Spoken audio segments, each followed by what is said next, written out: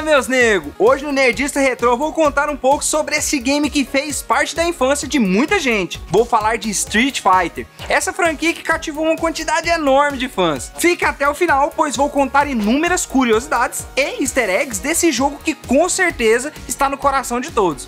Eu sou o Reginaldo Aguiar e esse é o Nerdista!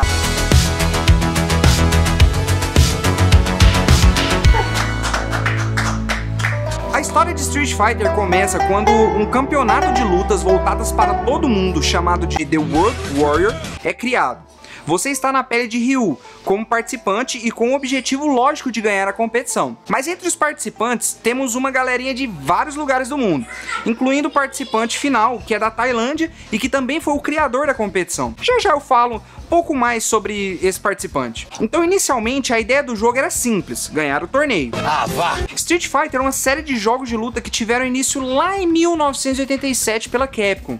Seu principal idealizador foi Hiroshi Matsumoto. A Capcom, na época, viu o sucesso de muitos games do gênero e não poderia ficar de fora. Entre eles, temos Spartan X, de 1984, inicialmente produzido pela Irem e também desenvolvido por Hiroshi. A Capcom, esperta, é lógico, né, contrata Hiroshi para produzir os jogos que obedecessem aos estilos da época. Mas antes, outros dois jogos de luta de sucesso causaram um pouco de invejinha na Capcom. O primeiro foi lançado em 1976, chamado Heavyweight Champ, e o outro em 1984, chamado Karate Champ. Ambos tiveram grande sucesso para a comunidade gamer, e é aí que a Capcom utiliza ideias como um jogo para dois jogadores de Heavyweight e gráficos bem legais de Karate Champ. Até então, Hiroshi contava apenas com suas ideias e o incentivo da Capcom, mas isso não bastava para um jogo, é lógico, precisa de uma equipe muito grande. É aqui que o desenvolvedor Takashi Nishiyama entra.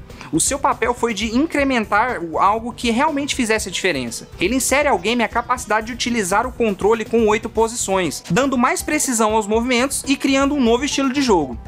Quando falamos de franquia, Street Fighter com certeza tem seu espaço garantido. O game conta com aproximadamente 35 versões e sequências. Dentre eles temos participações em outros games de lutas e muito mais. Com essa enorme quantidade de games para apenas um nome, é lógico que temos aqueles que se destacaram. O primeiro dessa lista é o Street Fighter 2. A principal característica desse game e que trouxe grande sucesso para a franquia foi a possibilidade de escolher dentre diversos personagens qual você queria para lutar. Diferente do primeiro, onde você jogava apenas com Ryu. Acredito que a grande maioria de nós gamers conhece esse jogo, e com toda certeza já passamos horas e horas na frente da TV apanhando muito. Pontos que também cativaram uma enorme quantidade de fãs foram os gráficos ainda melhores e a trilha sonora para diferentes personagens, como as melodias chinesas no mapa da Chun-Li e os solos de guitarra fodas quando chegávamos no Guile. Após esse, tivemos outros grandes sucessos, como Street Fighter 4, todo em 3D e modo online, e o Street Fighter 5, que também obedeceu essas características, mas nenhum conseguiu ultrapassar o sucesso monstruoso de Street Fighter 2. Agora sim, meu povo, vou contar algumas curiosidades presentes no game em suas diferentes versões. São tantas curiosidades, easter eggs e segredos que daria um vídeo só pra isso. Acabei de ter uma ideia legal, mas eu selecionei apenas algumas marcantes. Vamos lá. O primeiro deles é que gerou muita discussão e gera até hoje é a real nacionalidade de Blanka. Infelizmente, pessoal, ele não é brasileiro. A verdadeira história de Blanka é que quando pequeno ele sofreu um acidente de avião e seu avião caiu em uma região chamada Floresta Amazônica, que ele foi criado por uma alcateia. Triste, né? Hashtag chateado. Sabe aquelas caveiras que ficam no pescoço do Dalsin? Então, elas pertencem a crianças que moravam na aldeia do lutador e que morreram por doenças e outros motivos. E como forma de homenagem, ele as usa como amuleto. E você sabia que o Zangief originalmente se chamaria Vodka Gobalski? Sabe aqueles dois personagens que aparecem na abertura de Street Fighter 2? Os dois são o Joy e o Mike, aqueles personagens não jogáveis de Street Fighter 1. Uma curiosidade bem interessante é que Street Fighter 2 já esteve diversas vezes no Guinness Book. Dentre elas temos como primeiro jogo de luta usando combos, depois jogo de luta mais clonado de todos os tempos e jogo arcade de luta mais vendido de todos os tempos. Realmente o game é foda. Uma curiosidade bem legal é que Ken e Guile são concunhados, ou seja, as suas esposas Elisa e Julia são irmãs. Outra curiosidade relacionada a Elisa é que um dos cenários de Street Fighter Zero 2 é sua festa de aniversário. Ainda em Zero 2 e também no cenário da Elisa, temos um easter egg. Lá no fundo vemos um senhor vestido como um garçom. Esse é ninguém menos que Kenji Tsujimoto. Se você não sabe quem é ele, eu explico. Ele é o produtor dos filmes feitos baseados na franquia de jogos Street Fighter, a luta final, e Street Fighter 2, o filme.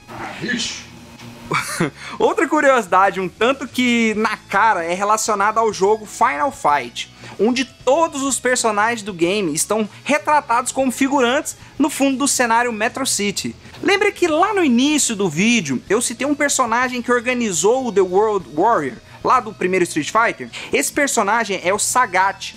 Sua missão era provar que ele era o melhor lutador do mundo. Coitado, se fudeu, né? E sabe aquela cicatriz que ele tem no peito? Foi dada por Ryu quando ele aplica um Shoryuken tão forte que abre aquela cicatriz e derrota ele. Mas não para por aí. Temos inúmeros outros easter eggs e curiosidades que posteriormente farei um vídeo só sobre eles. Como o segundo game da franquia foi um grande sucesso, as vendas não ficaram para trás. Apenas 2 anos após o lançamento, o game arrecadou para a Capcom cerca de 1,5 bilhões de doletas. Um ano após esse feito, outro foi alcançado. Em 1994, cerca de 25 milhões de norte-americanos já tinham jogado o game. E em 1995, a Capcom teve que comprar um cofre um pouquinho maior. Seus lucros ultrapassaram 2,3 bilhões de doletinhas, meus queridos. Assim, a versão original do segundo game da franquia vendeu aproximadamente 6,3 milhões de unidades. E esse miserável tem o título até hoje de o jogo mais vendido para uma única plataforma. Não é pouca bosta não, meus queridos. Eu vou ficando por aqui.